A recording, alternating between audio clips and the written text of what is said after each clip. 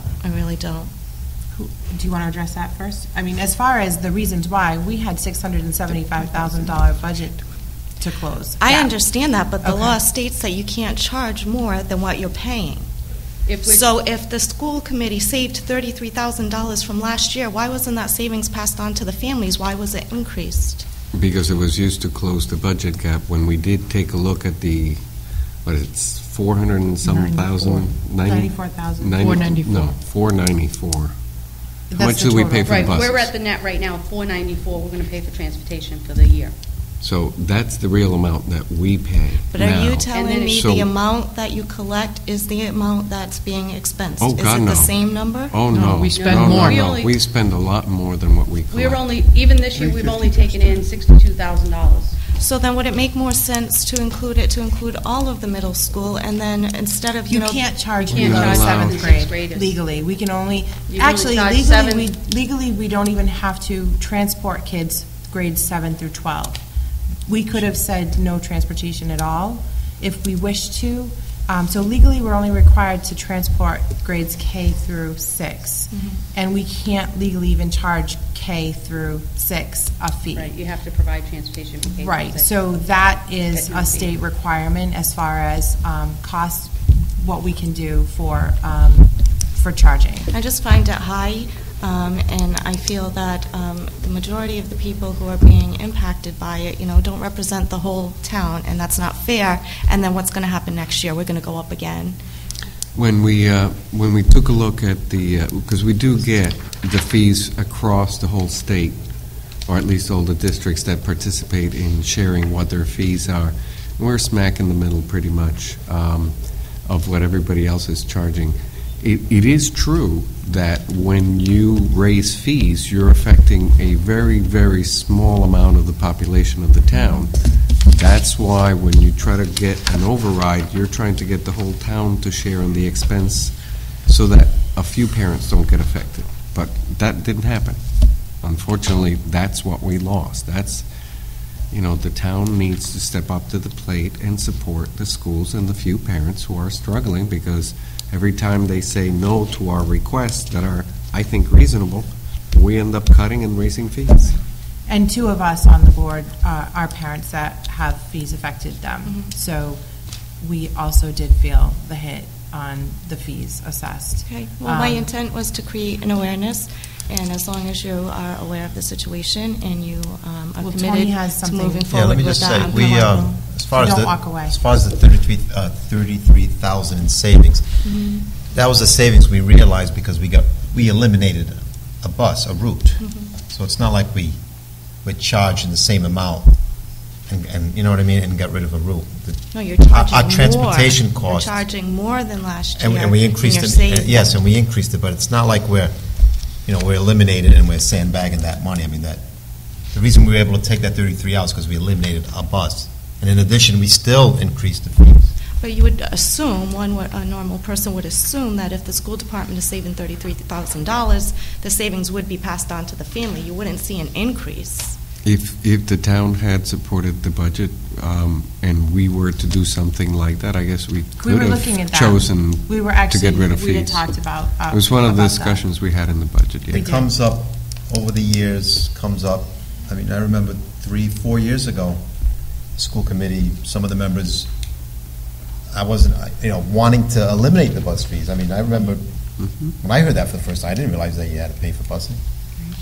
I didn't realize that schools didn't pay for field trips And people also didn't even realize that there was any fees for busing at the high school, which has been in place for several years now, at the fee of $125, which is what it was. But you do get reimbursed a percentage of that based on the Not number of kids that are Not for on a it. bus. No, we get no reimbursement for transportation. They got rid of that, the state. Well, y'all read the email that I sent, but none of those were looked into? Did you look, I sent you the email. We don't get reimbursement for transportation at all. Were those sections looked into where we could be entitled to reimbursement? The only ones who are entitled to reimbursement are regional school Regional districts, schools. which we're not. We wouldn't be. Well, there was 3 separate sections, and I find Yeah, it hard I to have- believe that it covered just about everybody except us. I mean, it wouldn't be the most uncommon thing, but you would I think. will- I Can know you- that they don't get reimbursement because I did check into that 2 years ago. I checked into it. Then I had even called some of the other regional schools. I called the Department of Transportation, went on just with other people, discussed at Masbo, one of the gentlemen from Masbo discussed it with, and public schools don't receive reimbursement for To transportation. tell you the truth, now that I'm thinking about it, Mr. Sullivan did reply when I had said that, and he stated that there was a reimbursement, but it didn't go to the school committee, it went back to the general funds. I wish I had that email, or I Not wish he that was I here know to of. say that. I would- Perhaps he's I talking can forward about it to the everybody. special Yeah, if you ed could forward that would be stuff, great. yeah. I can I know absolutely that forward it. That's something But I that's don't. something that was What- You may be only talking part about that- special You could be ed. talking about Maybe Medicaid for special that's ed, what he might be talking about, special which ed, that is maybe? totally different. The special ed, That goes into the and general I don't fund. even know if, Ian's not here right now, but for transportation, for students that are covered under Medicaid that are special needs students, there is a reimbursement that we have to Right, send that's out not what quarterly. any of those three that I put in the Okay. email. No, but were that about. might If be it's what not he that was one, then I'm not referencing. sure. Okay, if you If can just you look can into forward it. that Yeah, to if you her, could forward that. Absolutely. and- Because I did look through this section, but I had already known that we don't get reimbursed for transportation, but Could be an option. maybe he's No, knows something certainly, we don't. Michelle will look into it, and I will, Yeah. I'll follow up with her as well, and if she can follow up with Yeah. Heather again. And understand that, I mean, you're sort of a new face to me. I didn't know who you were when I got your email. One of the hardest things, I think, for us to do up here when we had to make these budget decisions was to transfer the hit and the cost back to the parents. We're all parents, and it is so hard to do that, and it makes you feel so sad to have to transfer that Right. back to the parents who are already taking, I mean, you've got a public education that feels to me like it's a private education in some way, shape, and form, because we are asking the parents to provide supplies, which isn't cheap, and pay sports fees, and pay activity fees, and pay bus fees, and increases here, there, and everywhere. And I think that hurt all of us the most, having to give it back to all of you who, and I know some of us, you know, the parents worked very hard, and teachers, to try to help get this override passed, where the pain is being spread throughout the town instead of to a small group of parents, where it hits so much harder. I mean, I know I look at some of the fees that have increased for me and go, that was my tax increase right there, and then some. So that is also an awareness that I hope you guys will go out there and spread. Because believe me, if we can ever revert some of these, I think we would all want to do it in a heartbeat. Absolutely. And But we know it doesn't ever go backwards, so I'm just fearful, next well, few years, how much 2 we'll years actually ago, be I think paying it in. was, we increased sports fees and we added sports fees down at the middle school, which had been nothing. So we sort of were like, well, can we really go at that again? I mean, we just doubled their fees last year. So I wouldn't say that we'll look at transportation again. I know I personally won't want to look at transportation. We'll be looking elsewhere. This is the one spot that hasn't been looked at over the last few years when we've had to make cuts. Transportation hasn't been affected at all because we were like, that's going to really hit the parents. We didn't want to do that. We saved it until literally the last moment when we had no other choice. It was either going to go into the classroom or somewhere else. But I appreciate you making us aware of the state law, which had also slipped a few of us. So kudos to you on that. And Thanks for Eric? listening. In what you just said a few minutes ago, that we don't give back any of the money. The past 2 years when we have had a surplus, I have made a motion to give money back to the parents instead of spending the money on other things. I hope we keep that in mind again this year. If we do have a surplus at the end of the year, we at least keep parents in mind. Yeah, and we if did can talk about it at the end reimburse, of the year. we need to start, because we made promises to these parents. If they have sports fees, if we have a surplus, we'll give back money. If we have transportation surplus, we'll give back money. In the past 3 years, we haven't done it yet. I wish we could this year. Appreciate it. Thank you. Is there anybody else? May I just make a couple Yeah. of points? And I'll try to make them quick. Just jotting down some of the points that the parents have made. I would suggest the policy subcommittee look at things like the changes that we got, so that we have no changes accepted before the first week of school, and not again until the third week of school to, I'm just thinking of next year, things that would make things better, would be more predictable for the parents. They have an opportunity to put them in. If you don't get your changes in on time, you're going to have to wait for a couple of weeks into the school year. That would be one thing that would help a lot of these concerns. Making a real decision into the policy as to who has to have a parent there at the bus stop to pick up kids. I mean, I know we talk about picking up kids, but we have no idea what's happening in the mornings either. I mean, who's putting the kids on the bus? Somebody is. But we don't ask the parents, hey, is that your kid that you're putting on the bus? We just assume if they're giving him to us, it's one of ours. So there's, but we're very worried about the afternoon, and I understand that. The idea of IDs, maybe it's you give the IDs of the person who can't pick up the kids, and you attach them to a kid's lanyard, so, hey, the kid has the IDs with them, not necessarily the bus driver flipping through 50 kids' sheets to try to find the one kid with the 5 different IDs to try to identify somebody at the bus stop. It'll take forever.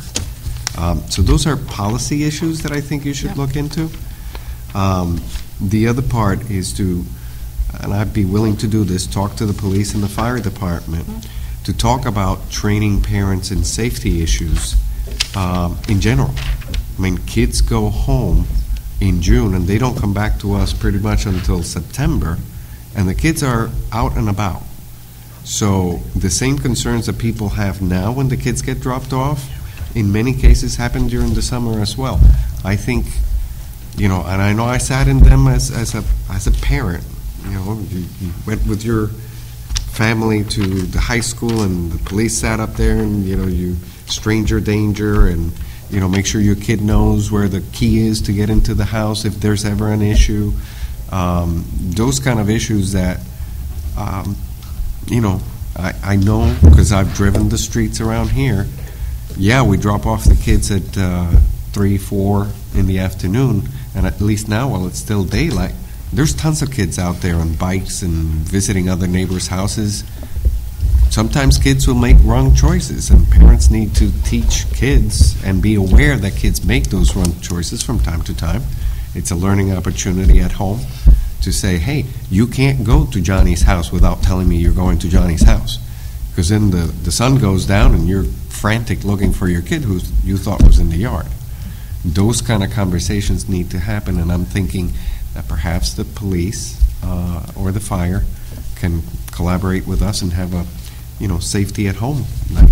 I think at for the some point parents. too, there has to be a clear identification from the schools as to, and this happens even at the schools with the kids walking out the door, at which point is a student no longer our responsibility? And I don't mean they're not our responsibility. I mean, you hate to see anything happen to any kid, but at which point does the student revert back to being the parent's responsibility? I don't know. Is it when they walk out the building? Is it when they walk off the property? Is it when they step out? I don't know, and maybe that's something that the schools need to address. Clearly, Those are policy issues. I understand that. And that's what I'm saying. That's what I'm saying. As far as I know, it's once they exit off the bus. But that's what I'm saying. As a policy issue, perhaps that becomes something that we need to address, to say, look, at this point, the student, while we would love to take ownership or responsibility of your student because we love them and they're great kids and whatever, at this point, it now becomes your responsibility to make sure that they have a safe place to be, that somebody is knowing they're getting off the bus and this is where it is or whatever. And I think that a lot of the issues that we've heard from parents revolve around, well, my child is your responsibility. True, but at which point does that break off? And I'll even say the same for the kids that walk out the middle school. Yeah. At which point are they no longer the school's responsibility? Are they our responsibility at 4 o'clock in the afternoon when they've been at the library for 2 hours? I don't know. I had a student today on the middle of State Road. Middle school student, middle of State Road. We're looking for when the bus is coming. His own choice. His 2 friends stood off to the side waiting for his bus to come. There was 3 of them at one stop. student kept going out in the middle of the road. I called the Trying to police see the officer. bus. Right, trying to see the bus. I called the police officer, even though he's not in our hands yet, as far as I'm concerned, he's close to our hands. Called the police office, asked them, gave him the student's name, could he check it out, spoke to the principal, we need to talk to him, you know, I mean, like you're saying, it's a safety issue. He's not on our bus yet, but yet he's waiting for our bus, but at the same time, Right. the other two students are standing there where they're supposed to be standing, but he's decided he wants to run back and forth from the median, and And that's what I'm talking about in terms of making parents aware that kids will make choices that are not the best.